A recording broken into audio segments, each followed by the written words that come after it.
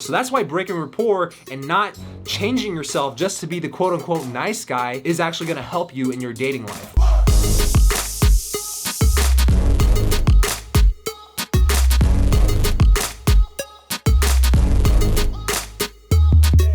What's up, man? Patrick James here, and in this video, I'm gonna give you 4 affirmations that have not only changed my life and made me the most charismatic, confident, and courageous version of yourself, but it's especially going to improve your dating life because it's going to really help those guys out there who seriously struggle with nice guy syndrome. And when I say nice guy syndrome, I mean the type of guys who think that I have to show her how good I am for her and how good we be together just by showing her how good of a guy I am, how nice of a guy I am. And those are the type of guys who are going to, change themselves just to please her.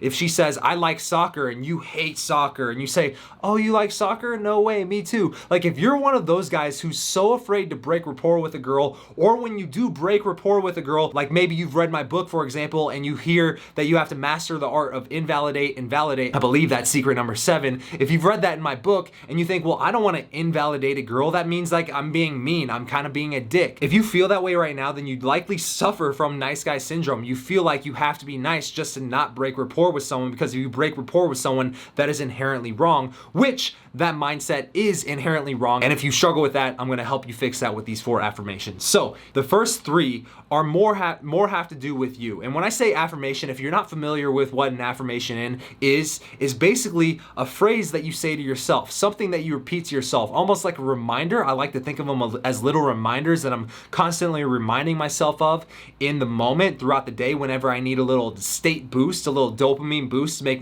myself feel better about taking action or getting shit done, or even when I feel like I have anxiety or low confidence in the moment, you whip out the right affirmation for that moment, and you're gonna actually feel better in the moment, which allows you to take more risks, be more confident in the moment. So that's kind of the power of affirmations here. And these first 3, for me, when I first learned them, I actually learned them from a coach of mine. The first 3, it actually made me realize that nice guy syndrome is kind of like a myth, right? If you suffer from being a nice guy, it's really because of ideas that were placed in your head throughout childhood from your peers, from your coworkers, that you have to be this nice guy, and you're trying to form into this mold of what society is telling you you should be. And so here's the 3 affirmations. Number 1, I don't need to please you. Number 2, I don't need to take care of you. And number 3, I don't owe you anything. Right? So if you're in the moment and you're talking to a girl and you think you have to agree with her, or you think you can't tease her playfully about something if she says something stupid, right? If you think that you can't break rapport with a girl, or even if someone that you don't know is urging you to do something and it feels like they're pressuring you, remember these 3 affirmations, bro. I don't need to please this person. I don't need to take care of this person. And I don't owe this person anything. Because at the end of the day, all you got to worry about, my man, is number 1, yourself, right? We are self-serving creatures naturally. That's why people try to promote the best version of themselves on social media, on Instagram, on YouTube, right? We, at the end of the day, have to feed ourselves. And it's not a bad thing if I don't want to take my resources and put food in your mouth, right? Because I don't know you. I don't owe you anything. I don't need to please you, and I don't need to take care of you. And that's not a bad thing. It's just me reminding myself that, hey, if I feel this urge that I have to be nicer to this person than maybe I even feel like in the moment, or I feel like I have to be overly nice just to not break rapport, when at the end of the day, the advantage to breaking rapport, the reason why you want to be the guy who masters the art of validate and invalidate, the reason why is because when you break rapport with someone and you do it in a playful way that doesn't offend them, right? But you do it in a socially calibrated way that actually increases your guys' rapport with each other. It's kind of like it sounds kind of crazy. You break rapport to build rapport, but the reason why it works is because it's assumed rapport. So here's what I mean by assumed rapport. If this is all new stuff to you, think about in your life, who are you able to tease? Like playfully, just like put them down, or if they say something dumb, you can kind of just playfully bust their chops a little bit.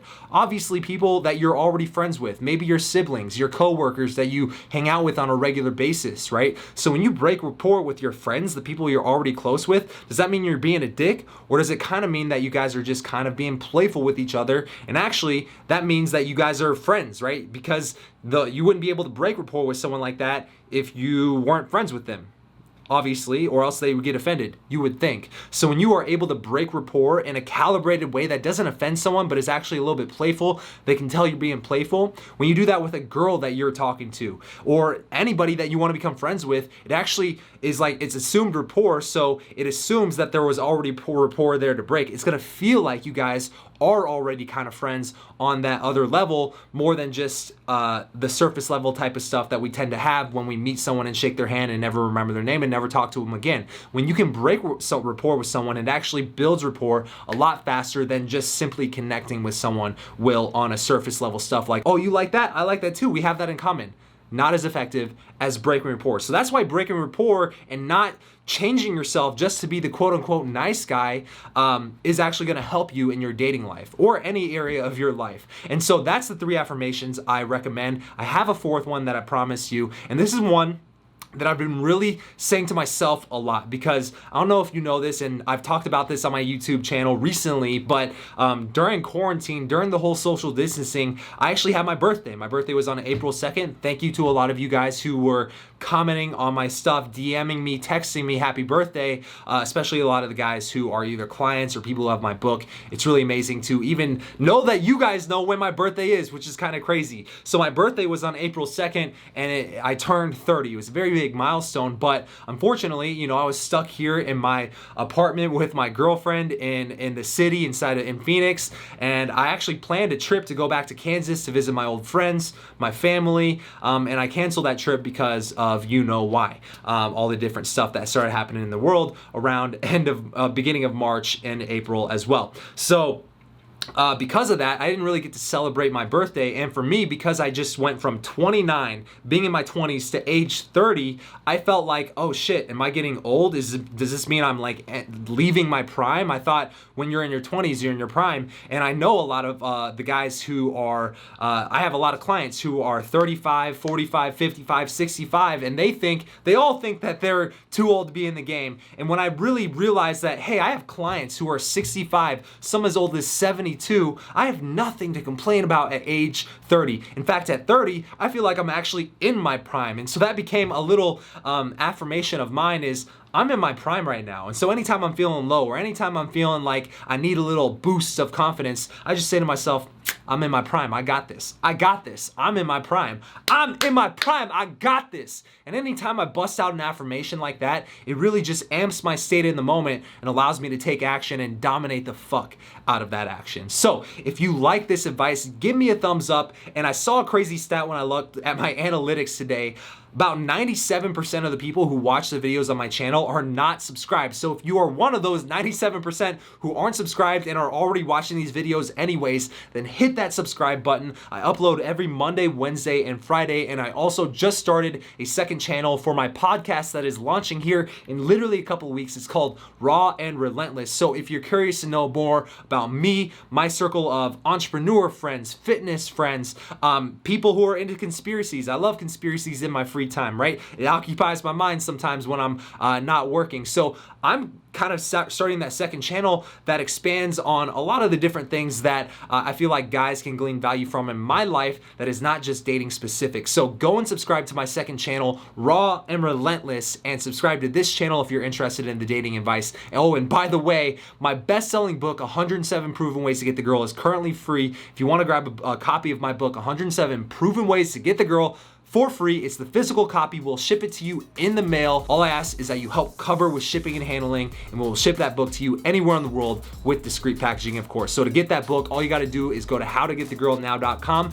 and I will see you, my man, on Friday for a episode that's a little bit unlike what you're used to on this channel, where I'm gonna actually tell a really interesting story about when I picked up a girl from a bar out here called Boondocks, that the night kind of went, well, scary in a way. So you will see exactly what I'm talking about on Friday. So on that note, I'm gonna get out of here, man. See you in a few days. Peace out.